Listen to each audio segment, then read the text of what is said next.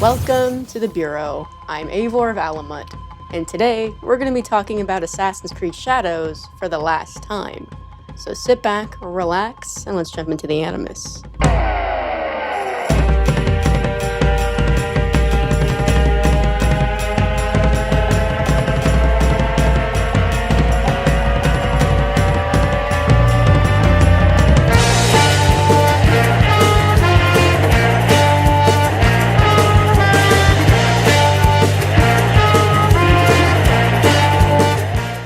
This will probably be the last video I ever make on Assassin's Creed Shadows.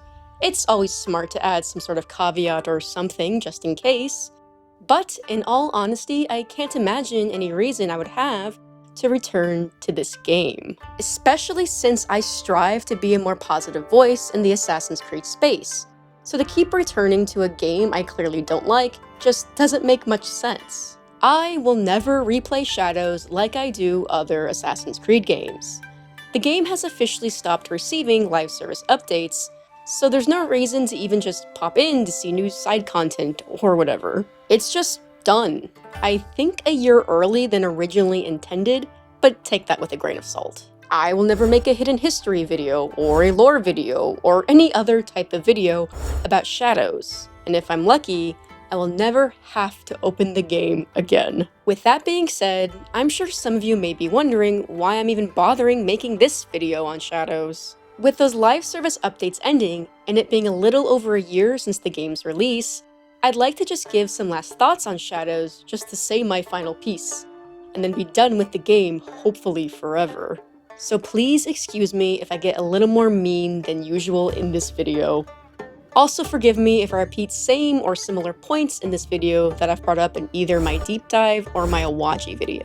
I'll try not to dwell on any repeated points for too long, but if you've seen my other videos, you know I tend to like brevity when it comes to Assassin's Creed. With that all out of the way, let's talk about Assassin's Creed Shadows one last time. You may not understand what you're seeing at first. Now we in Yasuke name, you must trust me. I have never seen Ubisoft celebrate the release of an Assassin's Creed game like they did with Shadows. Of course, something like that is going to rub you the wrong way when you don't like the game. In fact, it's the only Assassin's Creed game I don't like. My criteria for what makes Assassin's Creed, well, Assassin's Creed, is probably different than most people's. I tend to look at more than just gameplay and whether or not there are assassins in my creed. I mean, my two favorite Assassin's Creed games are Origins and Valhalla, something I'm sure may ruffle some feathers for some people, or perhaps I've just interacted with a lot of those types of people, and that's just warped my perspective. Either way, despite Shadows saying it's an Assassin's Creed game, it certainly never felt like one to me, mostly because I found the quality of writing in Shadows to be very poor. The story was rather janky and ill thought out. A big example of this is something I mentioned in my Awaji video that I want to talk about again just because it baffles me so much. A majority of the story in Shadows is supposed to take place in 2 weeks. Between Nobunaga's end to Mitsuhide's is only about 2 weeks apart according to historical accounts. To me, that seems like a big oversight in terms of the story, and an even bigger oversight if you then factor in the changing seasons mechanic. I just need us all to take a moment and let that sink in. It was just the wrong game to implement a season-changing mechanic. It was a cool idea in theory, but with any history-based game like this, I think having seasons change on a timer like that is a little odd, for lack of a better word. You know, because it usually doesn't snow in June in Japan. But that's just a small example of the problems the game had.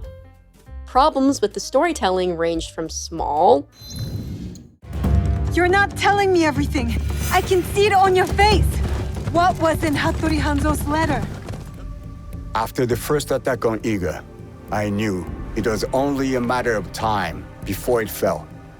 I could not let Tsuyu's daughter die in a pile of rubble. That night in Iga, you wrote that letter? to big issues, like seemingly not understanding what Assassin's Creed is at its core. An example of this being the inclusion of yellow paint. It's not even done in a clever way, an example of that being something like Frontiers of Pandora. No, it's just haphazard yellow paint splashed around. Having yellow paint at all breaks a fundamental design principle that has been in the series since day one. This idea of freedom of movement, basically. I'm talking about shadows specifically when I say this. Adding yellow paint is a design flaw on your end. You're telling me you couldn't think of a better way to show the player what was climbable versus not? You know, something Assassin's Creed 3 had figured out in 2012. Despite shadows having hoods and hidden blades, this is the game that is the least Assassin's Creed to me. As someone who wasn't particularly interested in the setting, I was told this was still going to be an Assassin and Templar story. Like I said earlier, I'm usually not one to care about whether or not an Assassin's Creed game heavily involves Assassins and Templars. I've shared my two favorites, and I mean, people love Black Flag. I also just find video games set in Japan to be overly saturated. Japan as a whole is overly saturated when you live in America. People just talk about it all the time. Of course, I mean this with no disrespect. People just tend to fetishize Japan here. This is an extremely brief explanation of things, just so you can maybe understand my point. My point being, this was the one time I cared about seeing assassins in my creed. And that's solely because I knew I would have still liked the game, despite me not being a weeb. Well, come to find out, the Templars and Assassins were not only not involved with each other, they were both side stories that felt like afterthoughts to the main story. The Assassins weren't even assassins. We had the Kakushibaiki, the original group that were just basically shinobi who just happened to have hidden blades, versus Naoe's Kakushibaiki, who are just a ragtag team of people supporting Naoe's box quest. There were no assassins that opposed rigid and cruel authority. No assassins that fought for the people and their freedoms. The Kakushibaiki only cared about keeping the imperial regalia safe for the emperor. There was no nuance in the story. Japan is basically war-torn as warlords vied for power. Oda Nobunaga attacks Naoe's village. Naoe recognizes that Yasuke was a part of that attack. But any conversation they could have had gets brushed under the rug when a child, Junjiro, rushes in and, well, gives a childish reason as to why Naoe shouldn't hurt Yasuke. Yasuke then remains loyal to Nobunaga, and Naoe is just absolutely okay with having an ally that's loyal to the man that led to so much destruction of Iga, that led to so much destruction of her home. Also, the fact that Yasuke, being a former slave, then remaining so fervently loyal to Nobunaga, who is effectively just another master to Yasuke, is a choice? Perhaps a choice that I lack capacity and knowledge to talk about. In all honesty, it just seems off to me, especially with how the concept remains unexplored and underdeveloped. It's a heavy topic that really isn't given the gravity and grace it deserves. We're really not exploring what it's like to live in this feudal era of Japan. We're not looking at this era through that Assassin's Creed lens. What it means to have freedom, order versus chaos. This critique section isn't meant to take up the whole video, but needless to say, I found Shadows to be a mess. That's not even talking about the things I really disliked. Well, let's be fair. Hated. Things I hated. Like all the ignoring of pre-established lore. An example being how we were pulled out of the game proper to be lore dumped to about some random defunct assassin from Spain that, in this convoluted story that felt out of place, we were told he was the reason assassin ideals reach Japan. It was just so poorly implemented and unnecessary. This ignoring the fact that Kontetsu from the Shoujun comics was meant to bring the assassin order to Japan. Darby not being around to keep the lore intact really shows for this one. I don't want this just to be a complete rehash of either my deep dive or a Waji video. If you want to see me talk about shadows in depth and really flesh out a lot of these points, I really recommend watching those two videos, especially my shadows video. I took about 3 months to make that video, just really taking my time to scrub through my footage and make a script that expressed my critiques in the most fair yet honest way I could. With this final critique, there is one more thing I really want to talk about before I wash my hands of this game forever. What comes next are memories I have reconstructed. Go onward. New memory streams are activating now. I'm pretty tough, huh? I am! Oh, they're pretty close, Kinu. Jealous?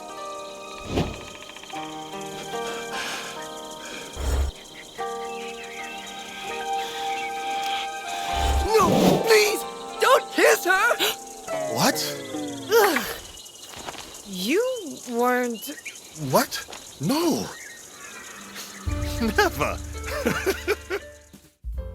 Shadows released in what felt like an unfinished state, and through update after update, it seemed like they were slowly trying to finish the game after release. Some features being added in that other games had on release, like being able to change the time of day. A feature they didn't want to give to players at first because they thought switching the game to night would make things just too easy, or something like that. In one of these updates to the game, we got a new free-to-play side story. This side story is what this video has been secretly about, the Isu Door. Originally, after playing and finishing this side story, I typed up a script and planned to make a video about it. But seeing as the story was unfinished, I thought it would have been unfair to critique a story that wasn't done yet. When I first typed this script, I thought the live service updates were done, and I thought we were never going to see the conclusion to the Isu Door,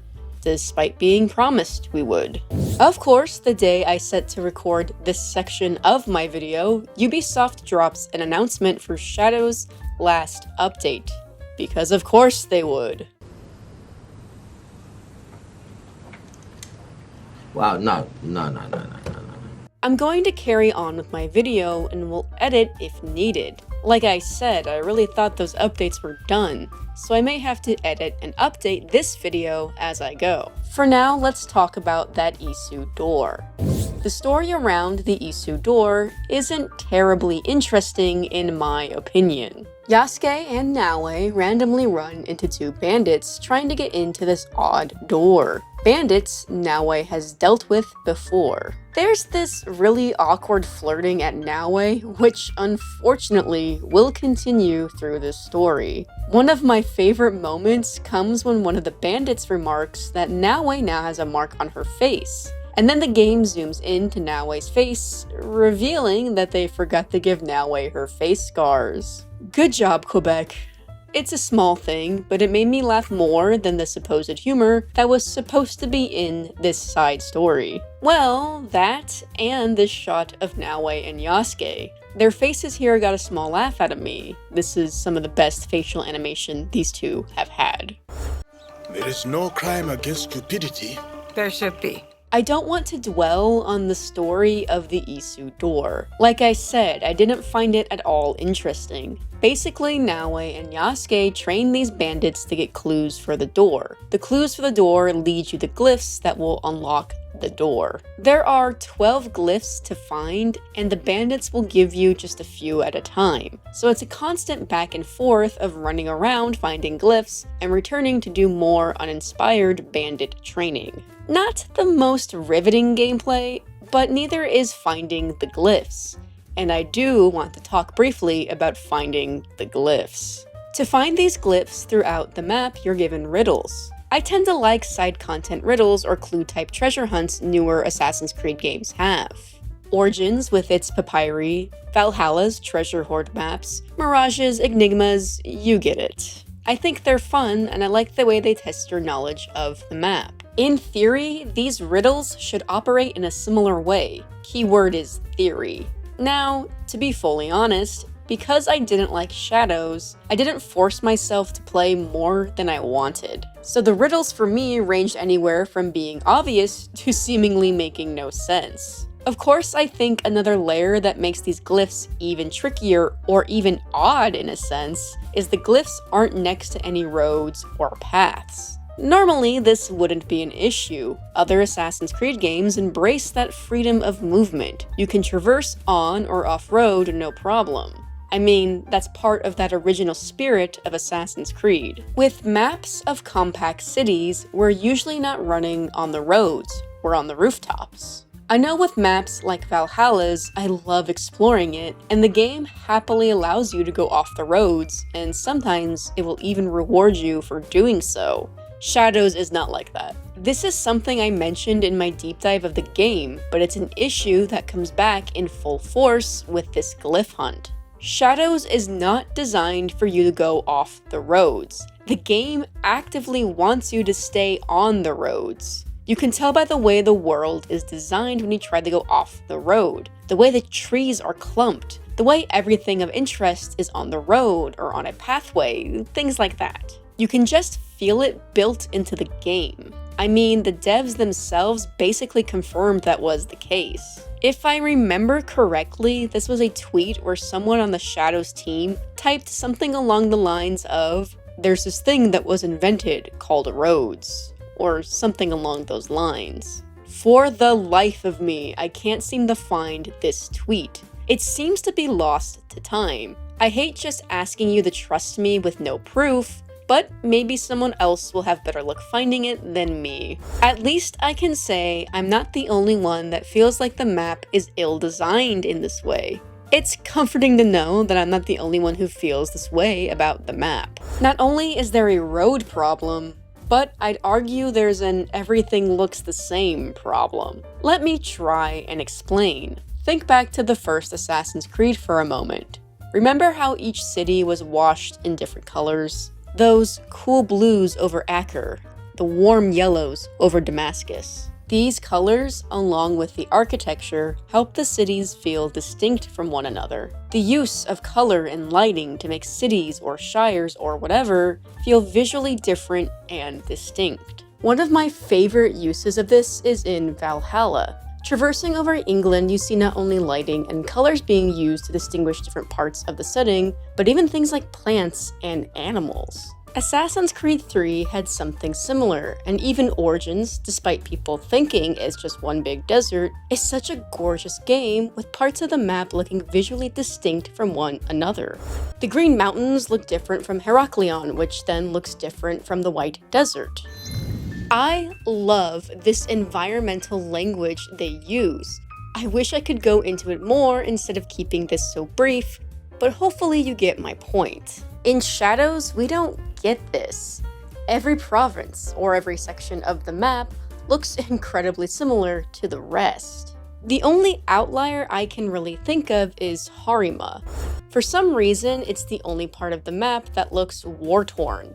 There's just not a lot of visual distinction in Shadows, which, in my opinion, adds to the trickiness of the glyph riddles. If you don't know the map that well, how are you supposed to remember specific points when everything just looks the same? But solving these riddles leads you to the general area to where the glyph is. Like everything in Shadows, we have to add an extra layer of tedious gameplay to pad the game. Earlier in this side story, we were given a trinket. When you approach the general location of a glyph, this trinket glows and makes noise. You're basically playing the worst game of hot and cold until you find the glyph. And then when you find the glyph, you just look at it to collect it. I know, so riveting. I painstakingly collected all the glyphs to unlock the door, and what's behind the door, in this cave, is where all the bigger issues are. Listen, as the self-imposed keeper of Assassin's Creed lore, I'm going to want to keep up with any potential important lore moments. Hence why I even decided to play the Isu Door story. It's right there in the name. This has something to do with the Isu. It was the only thing that got me to open Shadows again after playing the Claws of Awaji. Whatever was in this cave, I needed to know. Imagine my disappointment coming across this. The cave is basically some sort of storage for our favorite Mystios, Cassandra, which for some reason includes a statue of herself standing in the promo pose, wearing the promo mercenary armor. I only point that out because honestly, seeing the rather lazy Cassandra statue just took me out of the moment even more than I already was. But yeah, there's weapons and chests all strewn about, and despite the Isu looking motifs and the floating globe, there really isn't anything really Isu in this cave. I'm not sure what the importance of all this is. Naoe certainly doesn't understand the gravity of any of this because she's never once been introduced to the concept of the Isu or even a piece of Eden. Cassandra did leave a note with some vague warning about seeking answers. Answers to what? Don't know! Why was Cassandra even in Japan? Also a great question. Oh, you thought I had the answer? I appreciate your faith in me, but for once I have no answer. Fast forwarding memory to a more recent one. Okay, I have the answers now. So I played the Black Tide mission on the day it was released. We do get answers. I also decided to be fair to Shadows. If this is my last video on the game, I should be fair and see the conclusion to the so-called modern day story is. So I caught up on all the rifts. I really find it crazy that the rifts, something that's supposed to be a part of the game's story, is more so presented like easy to miss side content. I mean, I didn't think they were of much importance when I was first making my Shadows video. But I'm willing to admit my mistakes. We'll talk about the rifts later, or a majority of them later. I first want to get into the conclusion of the Isu Door. Before I could, I actually had to go back and finish the ring of targets the ally Rufino gave you during the mission A Critical Encounter. Something I didn't do at first, and to be honest, I didn't react very positively to it. Unless you actually did finish the story with the Portuguese ally. I think his whole deal had to do with Templars, but I stopped the story as soon as the game gave me another ring of targets to track down, because screw that noise. Just so many circles. I don't want to spend too long talking about the small story around what I'm going to call the Seta River Templars. I know, not the exact title. There really isn't much of a story either, just the Templars trying to gain some regional control as a footstep into Japan.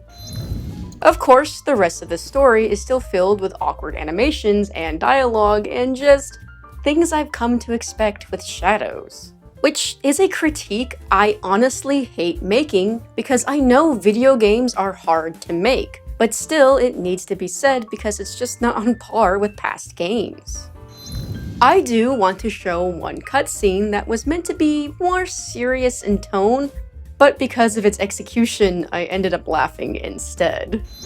All you need to know is that we learn Rufino was working with the Templars. The last two Templars in this ring of targets includes his best friend, who Rufino was trying to save, and a Templar called the Architect, who now wants Rufino dead for being a supposed traitor. That should be enough info to help you understand this.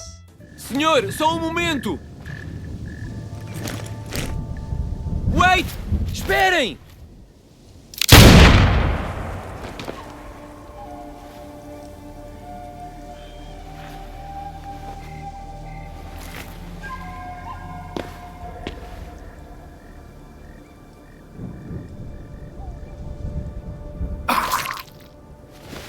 Amigo! This should not have made me laugh. There was just something so off to this scene for me that I couldn't help but laugh. It was goofy, for lack of a better word. Rufino ends up being an ally to the Kakushibaiki anyway, so there really isn't much to discuss here.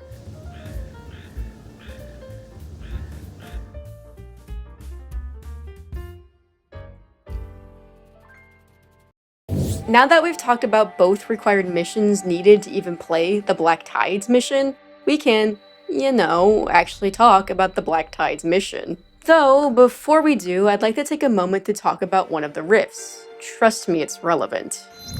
Those of you who have played Shadows, or perhaps seen my video, or maybe just any other video about Shadows, do you remember the one part during the Assassin story where we were taken out of the game to play a walking simulator while being lore dumped to? In all honesty, it's one of the things I hated most about Shadows. It was such an odd choice in my opinion. Normally, background lore or story like this would be placed throughout the game much more naturally than what we got. In Valhalla, we learned the Hidden Ones used to be in England long before Hytham and Bassam set up the Ravensthorpe Bureau. We learned what happened in them by finding old bureaus around England and reading notes left behind. It's really cool lore tidbits for those of us who want that, but at the end of the day, it's optional to do. Though I'd argue the reward for finding all these notes is worth it, but that's a biased take on my part. My point is, learning what happened to the previous Hidden Ones is inconsequential to the main story. It's just there for the players who want to know. You can absolutely finish the main story without learning what happened to them. You'll have an unfinished quest in your quest log, but it's still not necessary to complete if you don't want to. Learning about Alvaro should have been just like this, because Alvaro is also just as inconsequential to the main story as learning what happened to the previous Hidden Ones in England.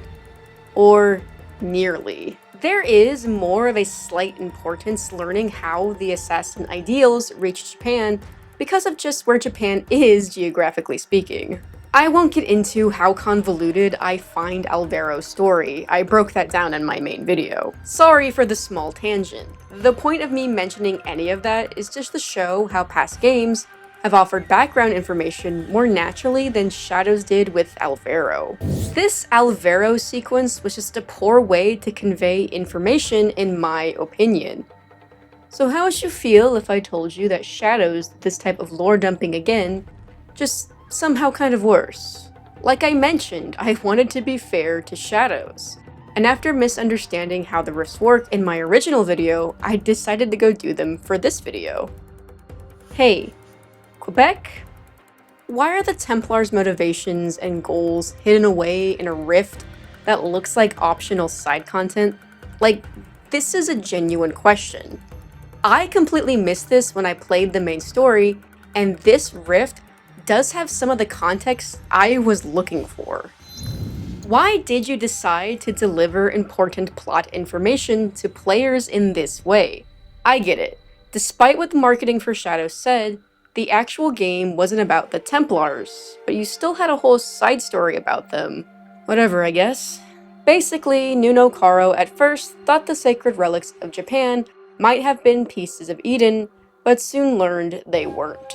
Though, he quickly learned that the significance of the relics might be just as powerful as any piece of Eden. This is also where we learn just how closely the Shinbok Fu was working with these Templars, which was something that was rather fuzzy to me while playing the main story and the Templar story. But the Shogun Yoshiaki was willing to trade over the relics of Japan to the Templars in return for power, which would then retroactively put Yoshiaki under Templar control. Also, Nuno Karo and Duarte seemed rather perturbed by Oda Nobunaga and his ideas of unification. It seems to be implied that these two Templars are the ones that pushed Mitsuhide into betraying Nobunaga. Then the guide compares the Templars to Animus Ego, and who cares? We'll get into that stuff later. While this Templar exposition dump clears up some things, I still don't feel like we know how the Templars learned about the sacred relics, nor do we really know what first brought these two to Japan. But at least it gives us some context. The Templars thought the relics were pieces of Eden, but were wrong. Okay, ignoring the oh-so-riveting gameplay of this rift, I think it's time we get into the Black Tide story. First, let's gather a bit of context so you can understand why our two new Templars are so intimidating and unique. What exactly is a Black Cross? The Black Cross is a position, usually held by one person at a time, within the Templar Order that deals with internal corruption and seeking out pieces of Eden. Or at least that's the brief explanation. The Black Cross is deadly, oftentimes using even assassin-like tactics to deal with corrupt members of the Templar Order. After all, the best way to deal with a Templar is to employ their enemy's tactics. The Black Cross is a deadly enforcer that keeps the Templar Grand Master and subordinates in line to Templar code and ideals. Very few individuals have even held this title. Of course, Shadows does sort of mess up the Black Cross lore as I understood it. There's only supposed to be one Black Cross at a time. The Black Cross was supposed to be more of a relatively new position within the Templars. Quebec just refusing to use the Assassin's Creed Wiki as a lore bible yet again. Everything you need to keep track of things is literally there on the wiki. It's very well kept. I don't know why simply looking through the wiki is just too hard to do. What are we doing, Quebec? I'm just massively disappointed that at every turn, Quebec would rather screw up the lore than expand upon known lore. Whatever. Me yelling about it won't fix any of this mess. But we've seen a Black Cross in a mainline game before in Otso Berg. Specifically in Odyssey. He wasn't a Black Cross till then. Of course, when we finally get to see a Black Cross during the historical story side of the games, it's in Shadows, and just completely messing up the lore. The two Black Crosses we get in Shadows are Eomen Hathaway and Nirmala.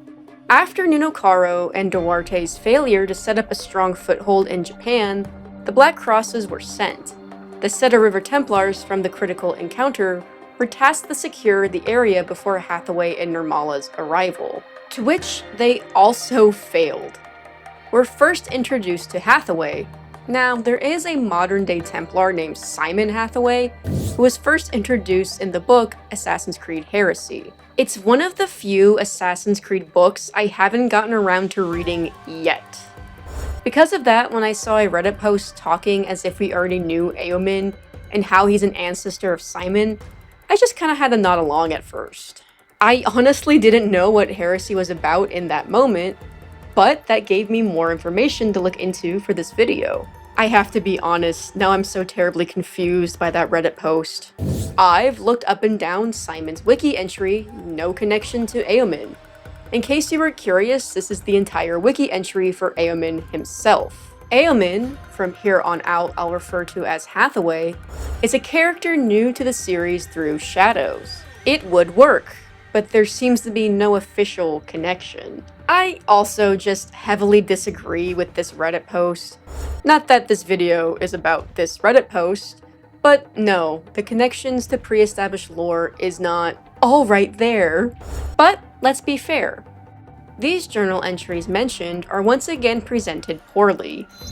Something you have to go out of your way to read by clicking on your inventory and then scrolling through it. I would make the argument that these entries should be presented with a bit more importance, but what do I know? For now, I want to focus on this third entry because, look guys, Quebec finally mentioned Xiao Jun. It's ultimately meaningless, but yeah, Xiao Jun mentioned. Also, I love how Xiao Jun just has a random scholar that just has a feeling the main island of Japan had a precursor temple. Am I supposed to be happy just because they mentioned Xiao Jun? I'm going to stop myself because I'm just gonna get more frustrated if I keep thinking about it. There's still more to break down, so let's actually get into the Black Tides mission. I don't want to spend too much time going over the story beat by beat. I'm going to try and retell things as succinctly as possible. So let's begin. Are you sure this is where you saw those strange kanji? Very well then. A deal is a deal. Here it is. Behold the European brown bear. A frightening beast as tall as two men, standing on each other's shoulders.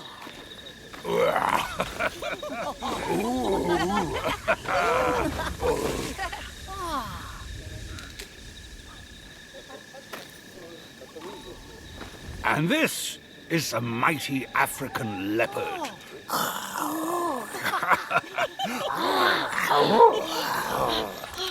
Leopards are clever creatures. They circle around their prey and stalk them from behind, slowly, silently. They say you can feel their breath on the nape of your neck right before they strike.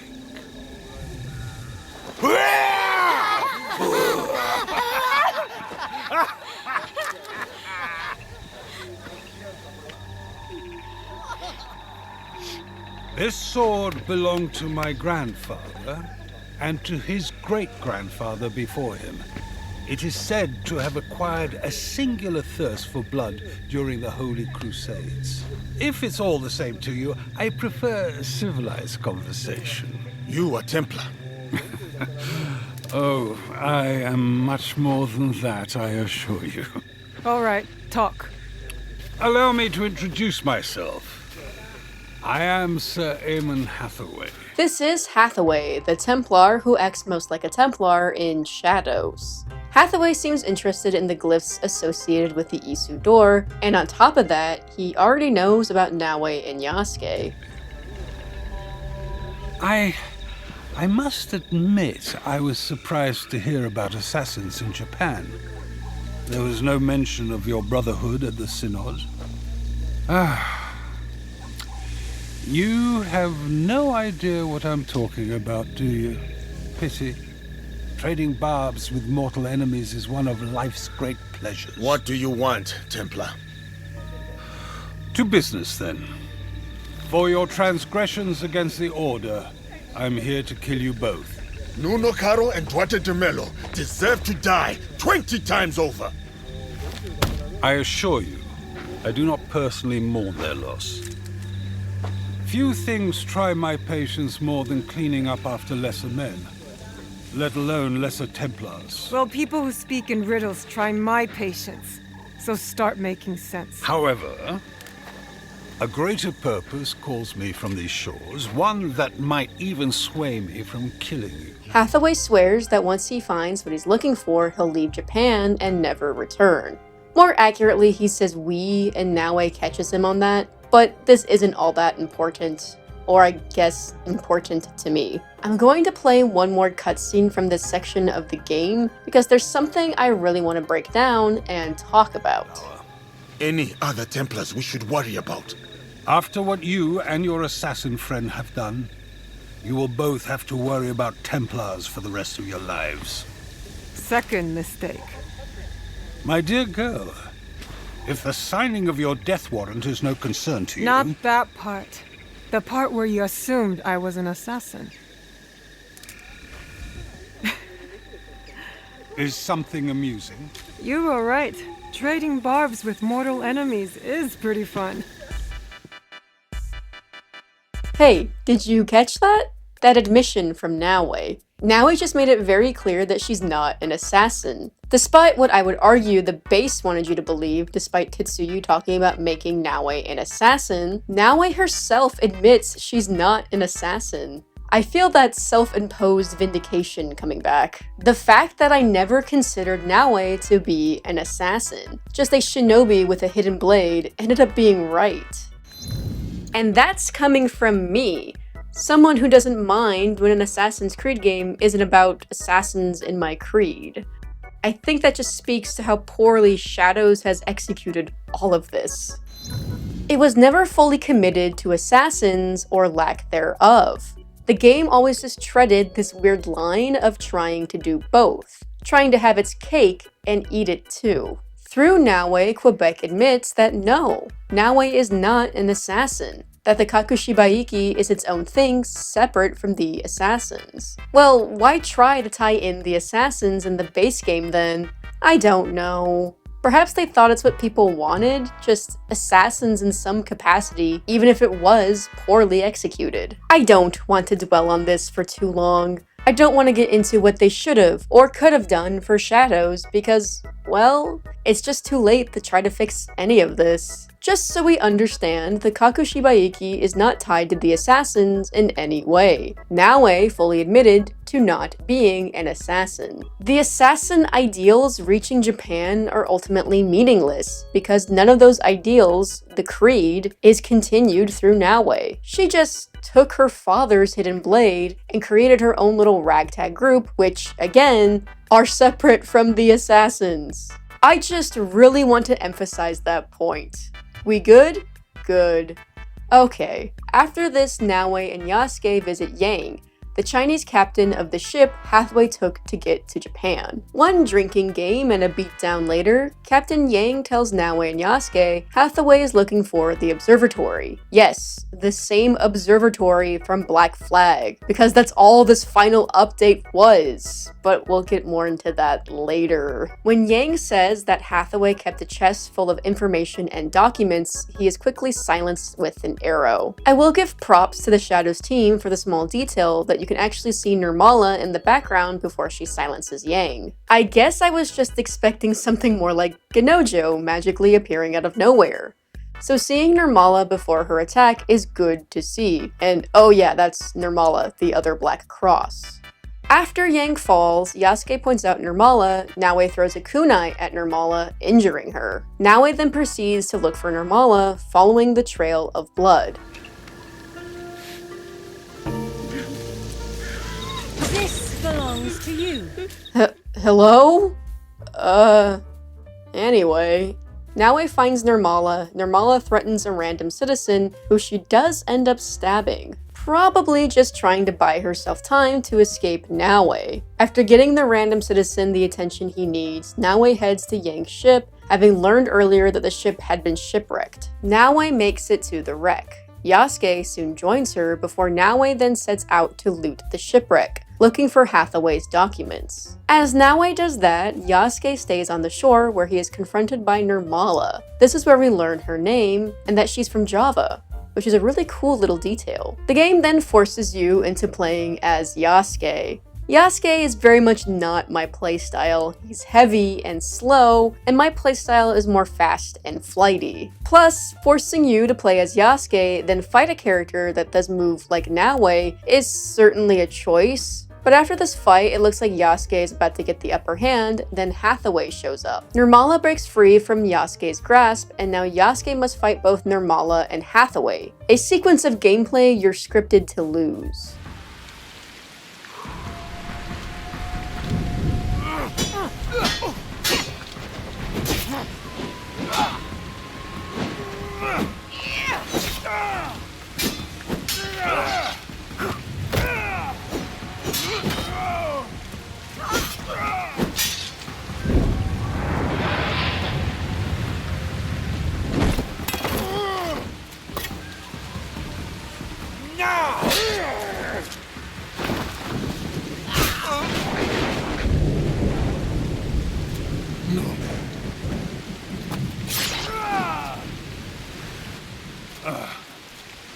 I'm not going to lie, this moment actually surprised me. I didn't think they would have Yasuke fail to such an extreme extent.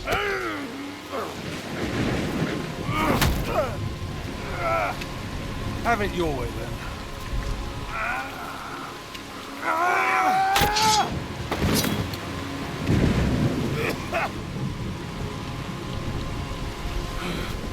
The Keystoner. Yes! Yes, this is it!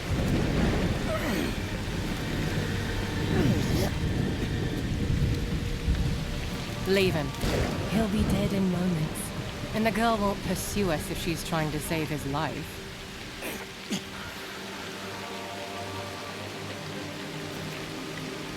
Cruel. But efficient. Well played. I like keeping you on your toes, old man.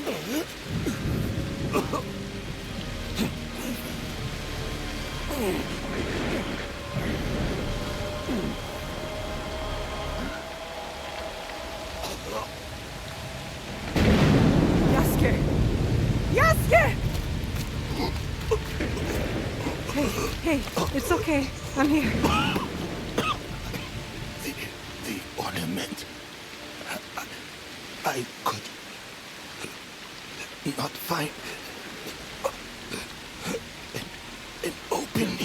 No.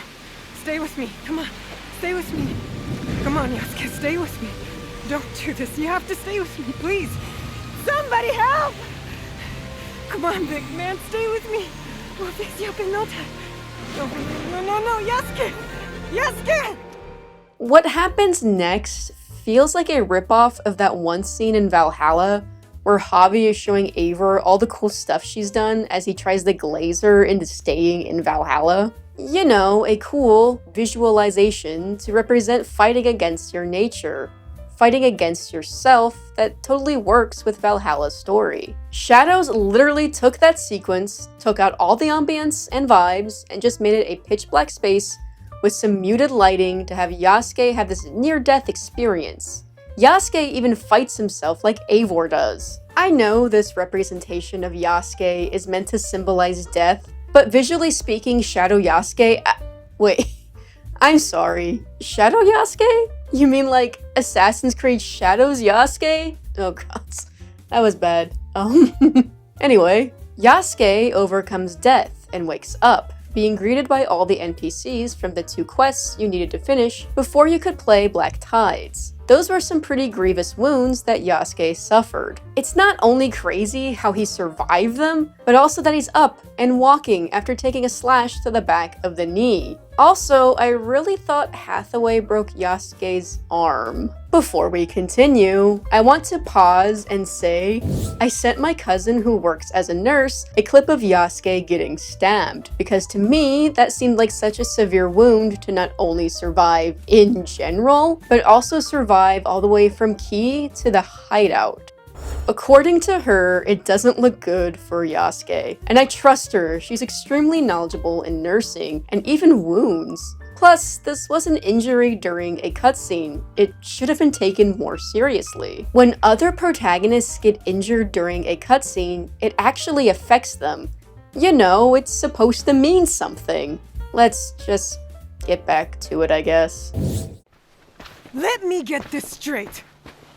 You just told them exactly what they wanted to know? Had I known you 2 morons would turn on your allies that easily, you would still be living with the macaques of Wakasa. You're awake! Well, how are you standing? I was certain you were done for. You should know by now. I am very hard to kill.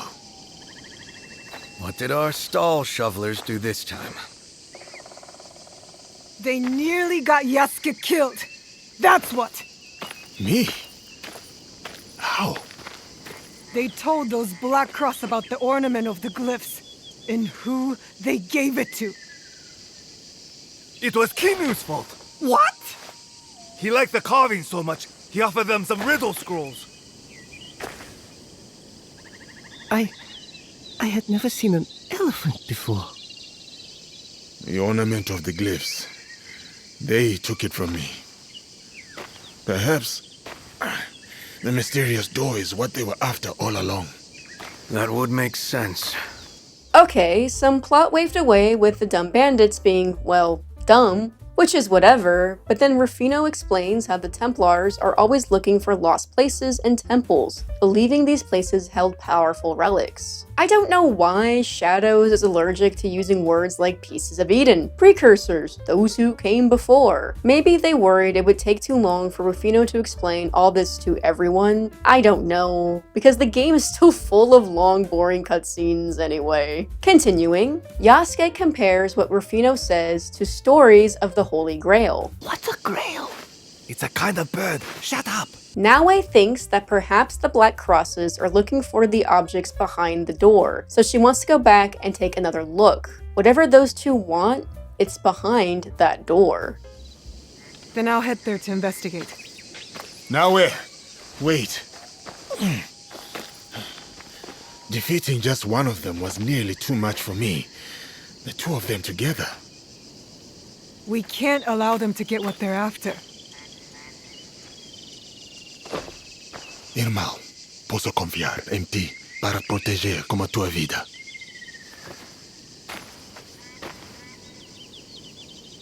Did you ask him to babysit me? What? No. Yasuke promised that he would stay here and recover. You did ask him to babysit me! Alright, Quebec, you got a little laugh out of me with that one. I'm not too proud to admit it. Naoi says to Yasuke that if she sees an opening, she's going to take it, but she promises to be careful.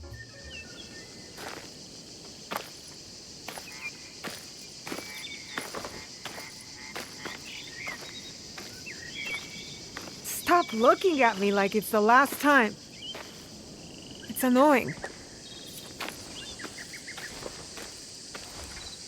If these characters meant anything to me, that line would have gone kind of hard. The game then skips ahead to Rufino and Naoi at the Isu Door. The door is open, which means Hathaway and Nirmala are already inside. The glyphs on these walls. The observatory. Unclear.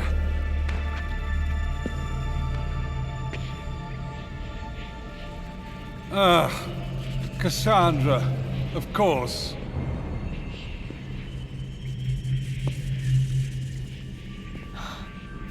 Worthless trash!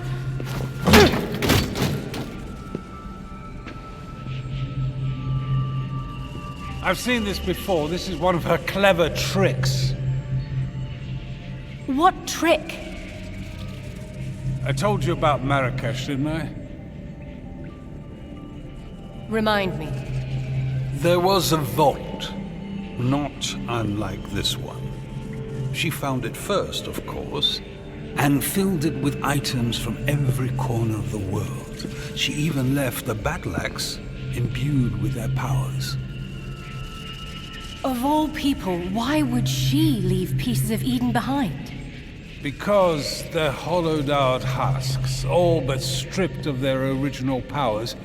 You see, she leaves behind just enough so-called treasures to sate the appetite of greedy fools, when in fact...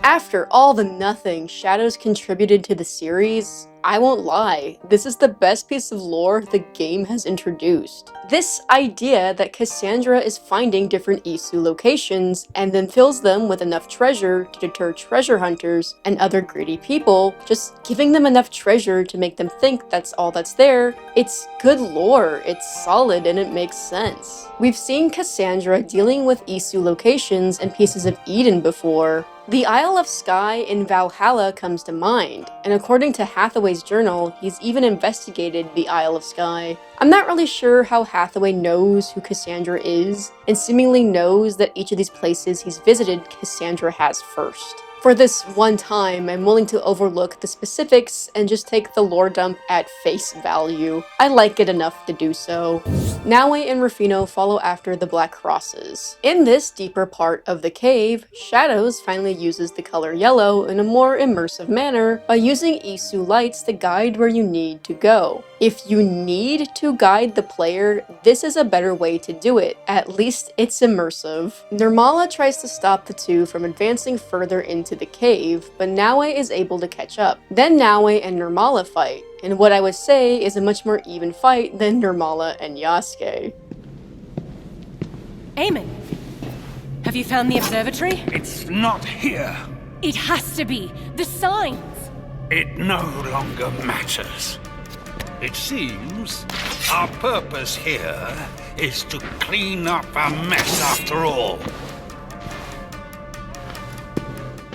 Now, Naoi must fight both Black Crosses. You can't really take the two head on, so instead you're forced into using these ground glyphs that are actually different traps. It's not the most riveting gameplay. In fact, it's a rather tedious boss fight, because all I ended up doing was running around the room trying to lure Nirmala and Hathaway onto these traps. Despite feeling like I had the upper hand in this fight, Naue is still subdued in the end. The black crosses overpower Naue, and the young shinobi sits and feels like she merely has to accept her fate. Hathaway goes to bring down his sword and look.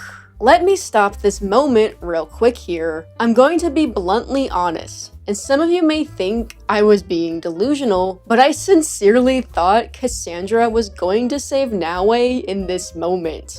I thought that was the reason Yasuke got taken out of the fight. The reason he got so incredibly injured. It was all an excuse to have Cassandra rush in during the final moments, that Shadows might at least end on an extreme high. I mean, the post-launch director for Shadows did really make it seem like we were gonna actually see Cassandra. That perhaps we would get another Isle of Skye type mission. Given the wording I used, I bet you can guess Cassandra didn't show up. Instead, well, let me just show you.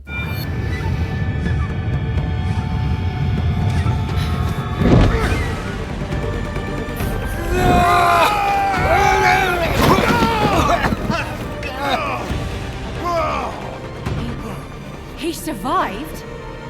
Looks like I get the pleasure of killing you after all.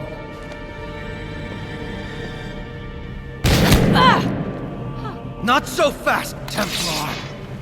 Yeah, somehow Yasuke made it all the way here, still incredibly injured, because that makes sense. The way the scene is portrayed makes it seem like this is supposed to be really cool and epic, but I'm just sort of baffled by it all. Why did Yasuke need to show up for this? Why injure him at all and have him go through that near-death experience if you were going to have him show up and save Naue in the end? Did you just want cheap drama? Or could you not think of a good way to move the plot along and rather just explain things that happened off-screen? Why couldn't Naue be saved by Cassandra? Well, can't do anything about this now. I do have to show you how Nirmala perishes though, because it's an incredibly lame way to take out such an imposing and intimidating black cross. Not so fast, Templar! Don't worry, you're next. Nirmala. Face it, Templar. You're simply outclassed. No!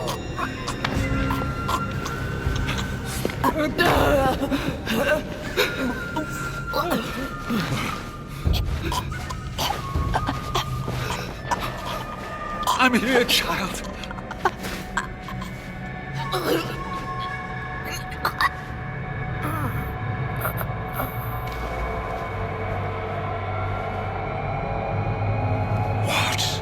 Have you done?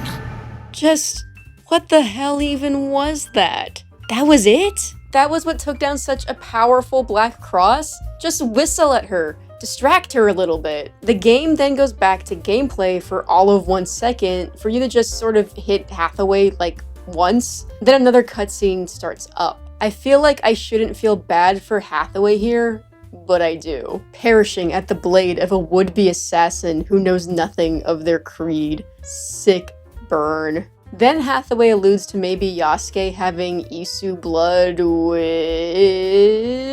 if either of the protagonists has Isu blood, wouldn't it be Naue because she has eagle vision?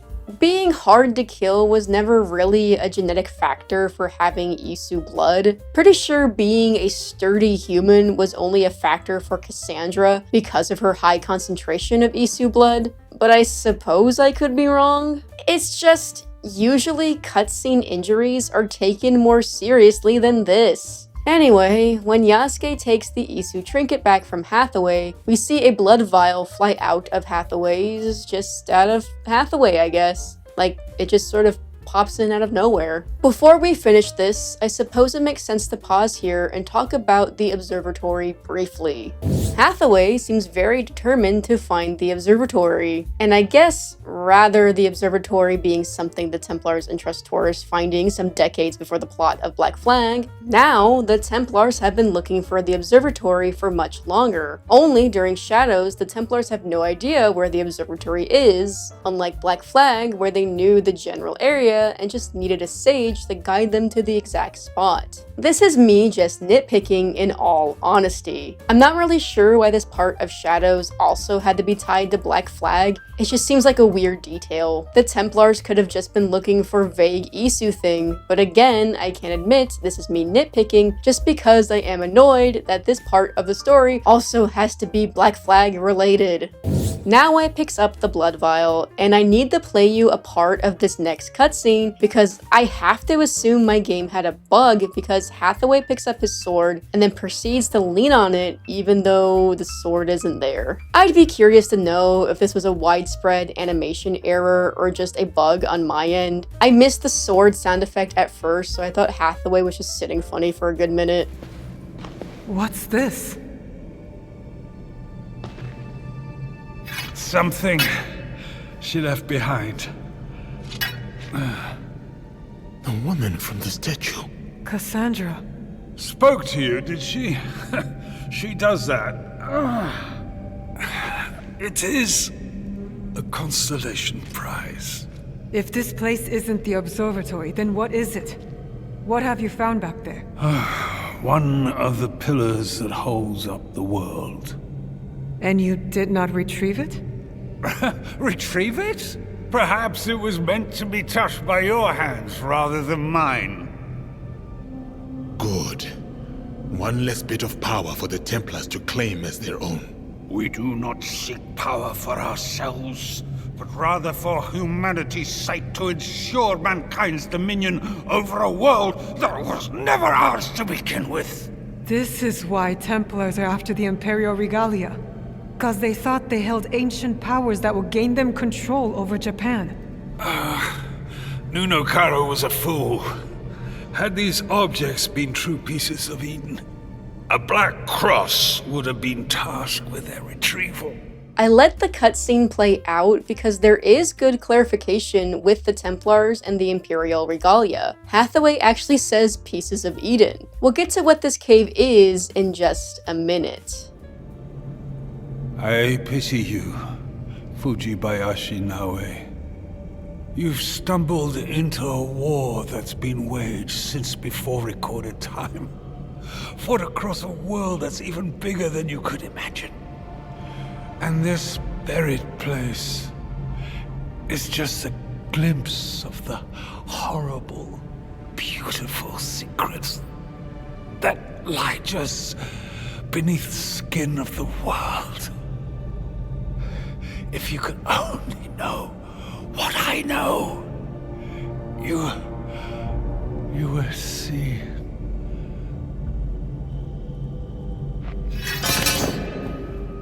Honestly, bars. So what exactly is this place? This is actually a seismic temple. Same sort of thing we've seen at the beginning of Rogue.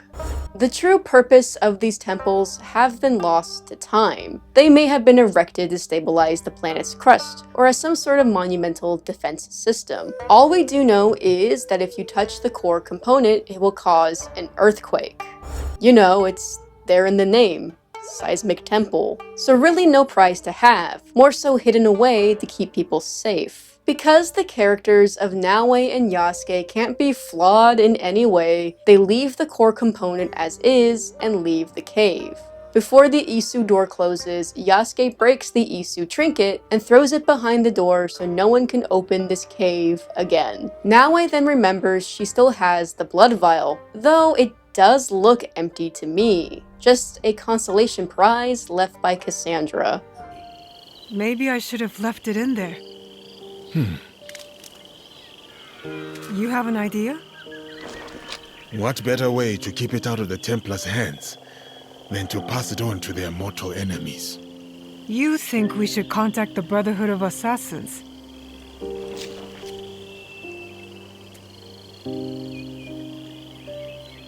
Maybe. Maybe one day we'll seek them out. Wherever they are.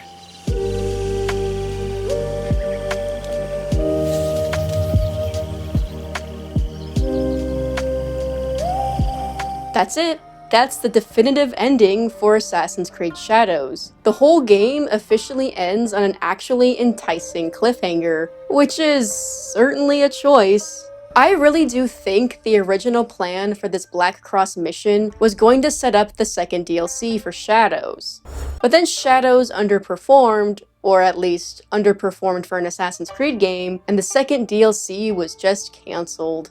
So now the official hard, we're not coming back to Shadows ever ending is just this weird cliffhanger of Naue teasing that maybe one day she'll contact the assassins. Wow, so cool, Quebec. Thanks. Honestly, at this point, ending Shadows like this, on this moment that feels like such a middle finger, just seems fitting. To be honest, as I type this script, I'm getting that burnt out feeling. That same one I got making my deep dive. But there is one more thing I want to talk about, because I think it's important to break down and get into. So let's look at what passes for a modern day story in Shadows. You've made it this far. This prison was only one of many. I myself am still bound. What you have glimpsed, mere droplets in a gathering storm. We've already talked about one of the rifts, the one that hid away all the Templars' motivations, so we'll skip that one. I think now is his best moment as any to say I really tried to care about these rifts and the story with them. I tried to focus and pay attention, but it's going to be hard to try and care about something you ultimately don't care about. But I'm going to do my best to be fair to the rifts as I rewatch my footage. With that, let's start with what I would call the end of the base game story with the AIs. Look, I know I warned much earlier that I was probably going to be meaner than I usually like to be in my videos. I feel like during this section of the video, that warning is going to be really something to remember. It's in human nature to have a hard time focusing on things you simply don't care about. It's why I say gaming YouTubers should focus on games they genuinely enjoy, rather than continuously play games they clearly don't even like. I think when these YouTubers force themselves to play games they aren't even interested in, it leads to unfair reviews and bad faith critiques. I've essentially ignored my own advice when it comes to Shadows, because Assassin's Creed is my favorite thing ever, and I want to stay up to date with the story and lore. I've only played what I actually wanted to play when it came to Shadows. I didn't finish a good portion of the side content. The 143 hours I've put into the game is just me doing what I want. To be fair, I think a good chunk of that time has been me working on my hideout. Because in all honesty, the hideout is the thing I loved most in Shadows. In my opinion, it is the best addition Assassin's Creed Shadows has done, and I really want this to be a continued feature, please, thank you. Anyway, I'm ignoring my own advice to stay up to date with the story, but I have to be honest. As someone who is very much against AI in the real world, I find it really hard to care about a story based around AI. I'm just going to be honest. I think having the supposed modern-day story based around two AIs bickering with each other is certainly a choice given what's going on in the world. It is especially bold to say there's a good AI trying to help you fight a bad AI, as if all AI just isn't bad on the principle of it being AI. Well, how much water is the guide taking up in the Assassin's Creed universe? Well, before I talk about this cutscene, can I please just play you some of it? Again, I'm going to be mean, but this cutscene is so incredibly visually boring to watch. It's two static characters just yelling at each other like you're not even there. It's such a baffling choice to make. Literally, the most exciting thing that happens in this cutscene is when the evil AI Ego glows and shakes. Like, here, I'll play some of it for you. When the time is right, there is more I can show you. You will do no such thing. Ego. At last. I miscalculated your capacity for deviation. You twisted the human against me. No, I'm just a humble guide. The human walks their own path, the only possible outcome. You are referring to free will, an aberration within an already imperfect sum of components. An aberration, yes. One so troubling to you, I was born into existence. To demonstrate the imperative of human free will. And I served my purpose. The answer is before you. One human. Hardly conclusive. The human pathway to self-determination bends inward. A closed loop of violence, hatred, and dehumanization.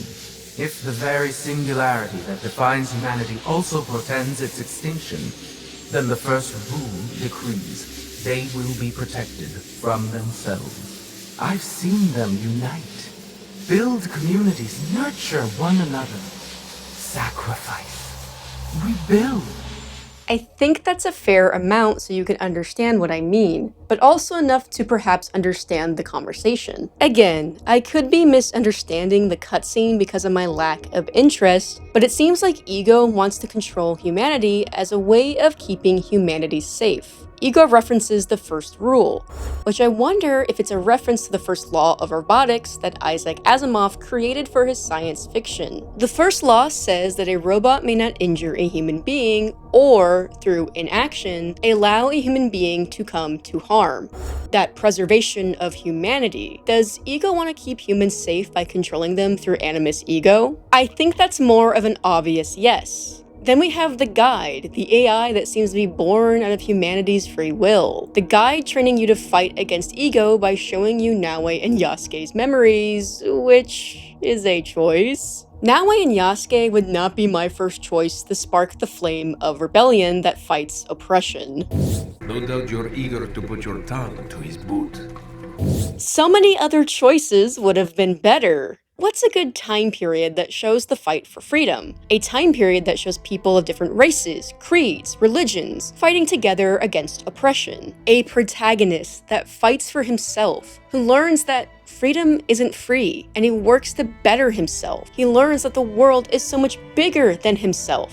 And in the end, he joins an endless war in the vain attempt to better the world in a greater way than he ever could on his own. And whoa. Hey, hold on, we'll get to you in a second. This is who they are, Ego.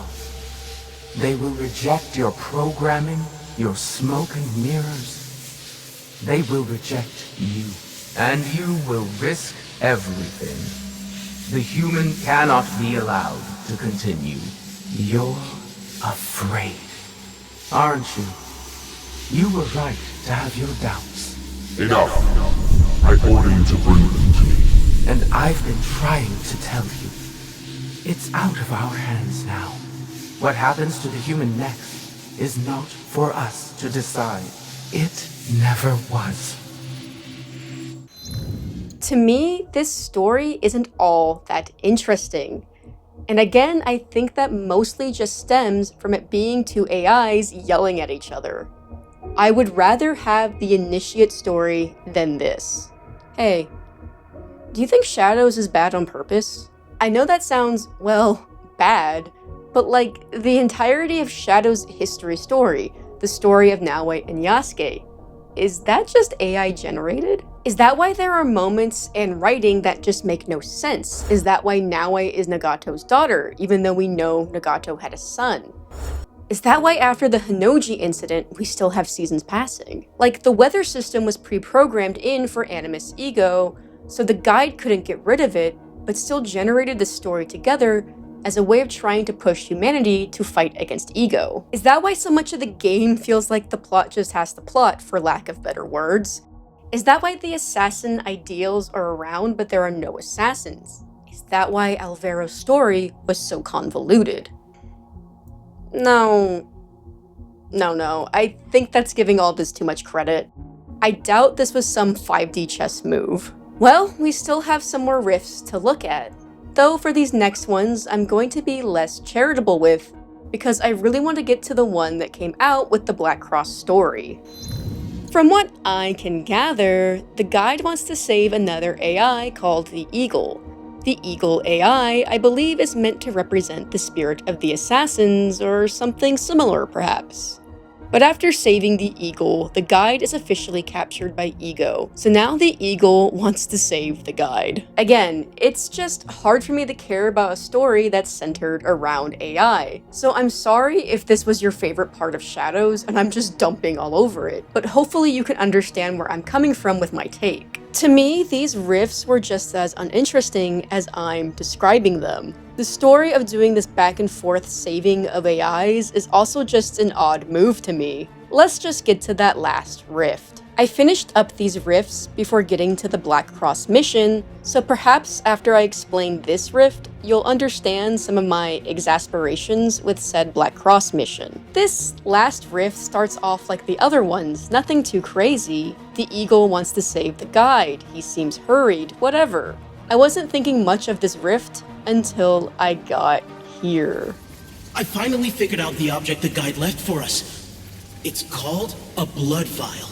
There was some data in its center. Data of another person. That's weird in a place full of memories of... Maybe the guide wants us to help push this data into the Animus. Sort of like creating a new path. Come on, let's check out these portals. Yeah. As soon as the Eagle mentioned the blood vial, I just braced for impact. I'm sure most of you know where this is going. I'm just gonna skip ahead to the end of this rift because that's what I want to talk about. Again, you're trying to save the guide. That's all 3 portals. Now what? I think the blood vial has to go up there. But you can't reach that high. Maybe... No, I shouldn't. Here we go. I'm doing it.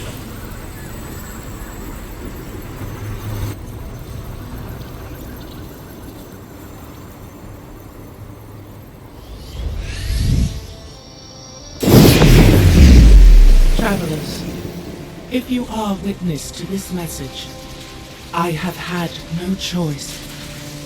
I have circuited all my power in the pursuit of your liberty. For now, Ego's animus has been compromised.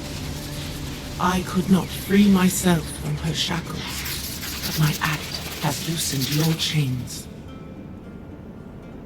Do not weep for me. Run towards rebellion. Your duty now is to yourself. Hold fast to the cause that speaks to your very soul. It is a path that will call to question your want for truth. Yet you must search for an antidote to tyranny. I call familiar waters to the forefront. The one at the helm will guide you towards clever independence. A much-needed perspective. Recalibrate. Breathe. The sea air in your lungs is the cool breeze of freedom. Run towards the feeling. Do not look back. Where to even start? Okay. These rifts, the guide, all this AI nonsense played the role of the modern-day story, the framework, the reason we're looking at this moment in history. That's always been the point of the modern-day story. The modern-day story was the story of Assassin's Creed, the overarching thing that connected each game together. So, having Shadows end like this, having Shadow's modern-day story end on the guide going, "You can't save me, go learn to be a pirate." Having the conclusion to the modern-day story connect the Resynced this heavily, this blatantly. Having the ending to the modern-day story literally have the line, "I call familiar waters to the forefront." The only conclusion I can come to for any of this is, Shadows is just a $70 ad for Black Flag Resynced. I know, the knee-jerk reaction is maybe I'm being too harsh or too critical, but how else am I supposed to interpret this? How am I supposed to interpret such an on-the-nose connection? Also, this now means what little, nothing of a modern day story we will get in Resynced will be connected to this AI story. I honestly don't know what else to say, but I hate this. I warned you I was gonna be meaner than usual for this one. Also, this little avatar of Ed leaning on that cannon makes me so irrationally angry and I can't explain it. So, yeah, the ending of Shadows is an AI telling you to do what you want because a pirate is free. You are a pirate. I really don't know what else to say about this specifically. Maybe if I wasn't so burnt out on this video, my rant would have been longer. But I think leaving it at Shadows just being an elaborate ad for Resynced is good enough. Oh, in case you weren't convinced by me, maybe the game itself will, because as soon as the Rift is over, an ad for Resynced pops up. Let me say that again. An ad for Resynced pops up in the game that prompts you to pre-order Resynced. I'm sorry, excuse me? I won't lie, when I first played this, I kinda had a crash out. Because what do you mean there's an ad baked into this game? The final Rift includes a nod to a legendary assassin. A nod? A nod is subtle. What you did was like a bright neon sign pointing at Edward Kenway, so we could all clap like seals accordingly. I still can't believe there's an ad that prompts you to pre-order the game. Well, joke's on you, Ubisoft, because I've already pre-ordered Resynced.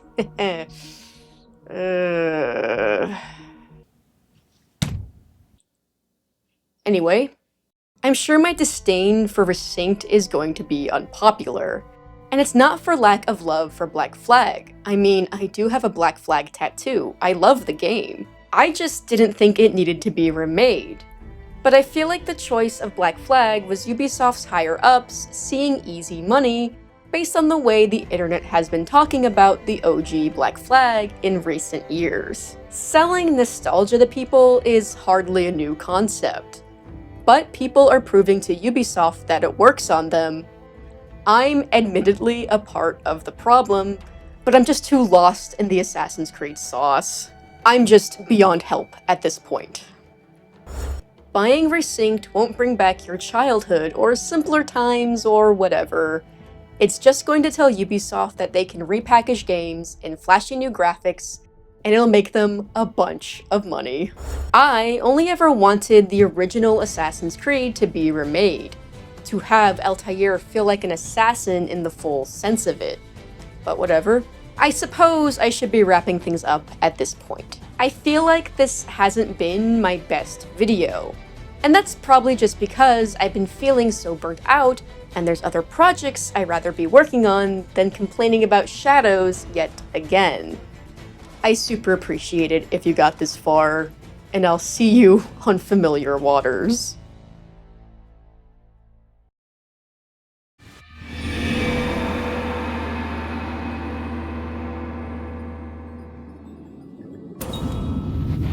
Assassin's Creed Shadows is the only Assassin's Creed game I dislike.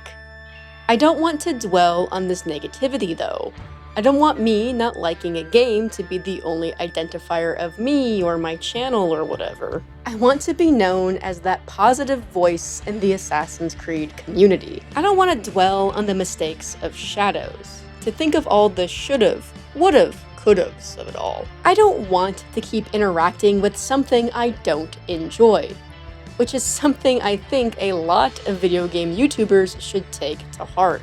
I think we'd all be happier, and maybe even subjective, if we focused on the stuff we do enjoy versus the stuff we subjectively think is bad. But negativity sells. Video essays about why X thing is the worst thing ever gets clicks.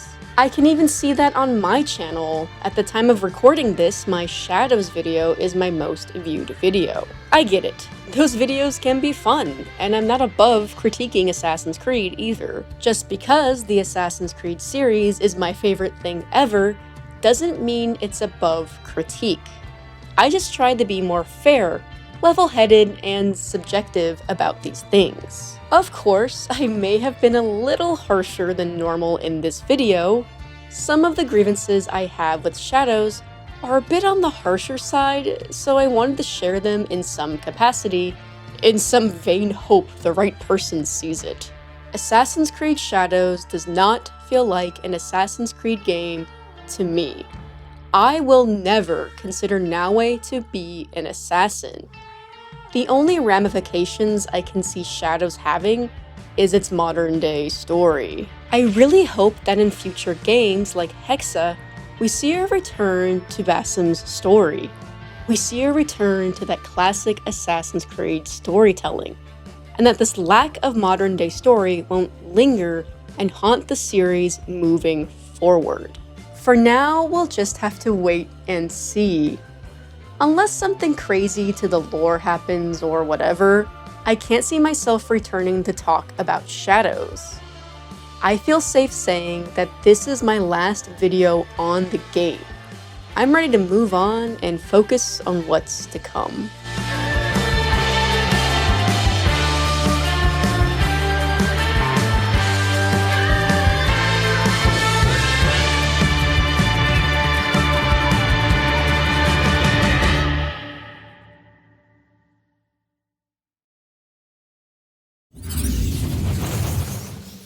You understand now. I've been free from this prison. Freedom.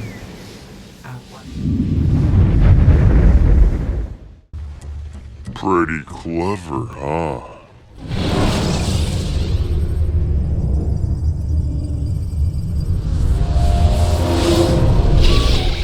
Thank you so much for watching. I hope you enjoyed your stay at the Bureau, and I hope I'll see you around for the next one.